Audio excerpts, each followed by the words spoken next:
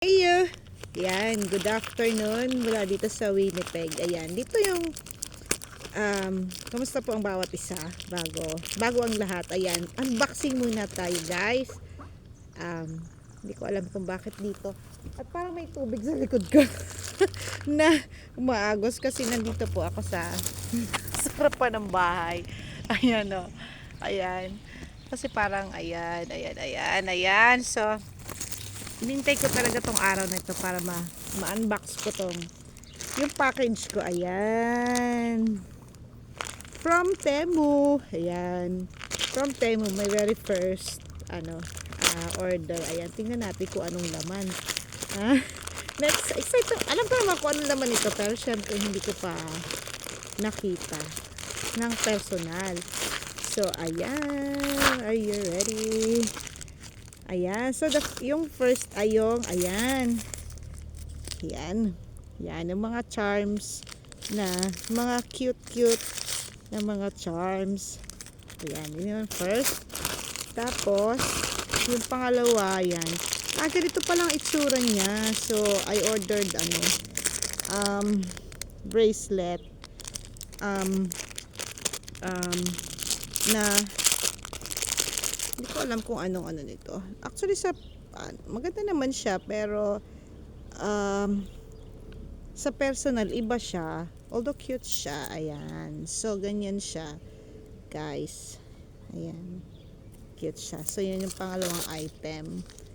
Tapos sabihin ng mga bata, ayan, ito na yung pangatlo. Bali, 4 na item to na in-order ko sa Temu. So na-excite ako sa aray ko, bakit ayaw mo mabuksan ito, as in wala talaga akong thing. So at ako yung nakangawit na kasi ako yung ayan, ito yung pang-apat, ganito pala siya.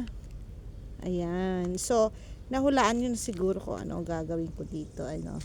So mga anik-anik na mga beads, rondel ano yata to, beads mixed colors. And ito na yung isa. Actually hindi ko na-expect na ganito siya kaliit, pero anyway, yung laman ang importante. And daran, so ayan, iba-iba siyang color ng beads. So nahulaan nyo na ba na ayan, nagagawa ko ng magagandang mga bracelet. And soon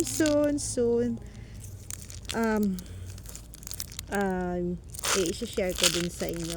So yan yung 4 na item na in-order ko from Temu. So this cost parang $26 yata. 4 na sana yung isa, ay nalaglag na siya. So ito yun, guys. Ayan, na-excite lang ako. Ito yung bago kong, hindi naman bago kasi dati nag-ano na rin ako ng ganito.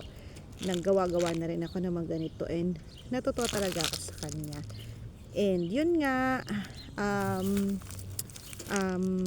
kung ano yung passion natin, diba? Nakakaano siya kasi siya, nakakalibang, nakakatanggal ng stress. Although wala naman akong stress sa buhay, praise God. Ayoko kasi i-claim yun sa buhay ko, kasi I believe that God is good all the time, and there's always something to be grateful. Ano po? So, yun lang po, sinare ko sa inyo yung kung ano yung in-order ko sa Temu. And unboxing nga, diba? My very first unboxing dito sa ayan. Ayan, nakatingkayad ako with the Pilipinas. And yun lang po. Have a great day, everyone. Saan man po kayo naroroon ngayon. And yun lang po. Take care and God bless everyone. Bye!